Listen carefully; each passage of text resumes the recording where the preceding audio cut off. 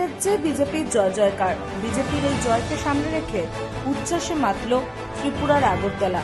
ত্রিপুরার আগরতলার 6 নম্বর মণ্ডলের উদ্যোগে শহরে আয়োজন করা হয় এক সুবিশাল বাইক র্যালির। দলীয় পতাকা ও স্লোগানে মুখরিত হয়ে ওঠে শহরের বিভিন্ন রাস্তা। মিছিলে উপস্থিত ছিলেন বিজেপি নেত্রী পাপিয়া দত্ত সহ একাধিক নেতাকর্মীরা। বিজেপির এই জয়কে সাধারণ মানুষের উন্নয়নের জয় বলেই দাবি করেন বিজেপি নেতৃত্বরা।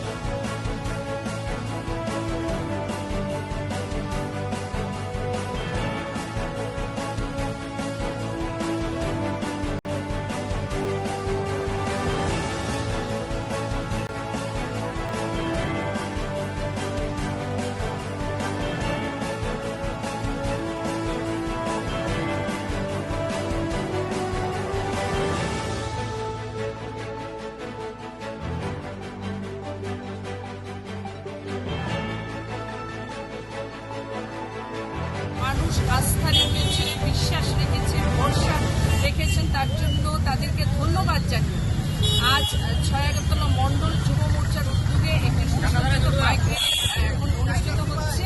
আমাদের mayor in council Hiralal Debnath রয়েছেন, যুব মোর্চা আয়োজিত বাইক র্যালিতে আমাদের কর্পোরেটর অন্যান্য কর্পোরেটর লতানাথ রয়েছেন, মাননীয়া শান্তনা সাহা রয়েছেন, যুব মোর্চার সভাপতি সঞ্জয় ঘোষ আছেন, যুব মোর্চার জেলা স্তরের যারা নেতৃত্ব তারা রয়েছেন, মহিলা মোর্চার মণ্ডল সভানেত্রী, প্রত্যেক ওয়ার্ড সভাপতি এবং বুথ সভাপতি সকল স্তরের যারা কার্যকর্তা যুব ভাই আজকের এই র্যালিতে তারা উপস্থিত হয়েছেন। আজকের এই র্যালি থেকে আমি বিশেষ করে পশ্চিমবঙ্গে যারা ভারতীয় জনতা পার্টির কার্যকর্তা, যারা তৃণমূলের অপেক্ষা করে যারা এই বিশাল জয় এনে দিয়েছেন, প্রত্যেককে আমরা ধন্যবাদ জ্ঞাপন করতে চাই। ভারতবর্ষের যশস্বী প্রধানমন্ত্রী নরেন্দ্র মোদীজিকে ধন্যবাদ জ্ঞাপন করছি। আজকের এই র্যালি থেকে আমাদের মাননীয় সর্বভারতীয় সভাপতি নীতিন নবীনজিকে ধন্যবাদ জ্ঞাপন করতে চাই। আমরা গোটা পশ্চিমবঙ্গের প্রত্যেক স্তরের নেতৃত্ব এবং কার্যকর্তাকে, এবং তৎসঙ্গে আসামকেও আমাদের ভুলে গেলে চলবে না। সেখানেও প্রত্যাবর্তন হয়েছে, তৃতীয়বারের মতো সরকার আমরা আবার দেখতে পেলাম।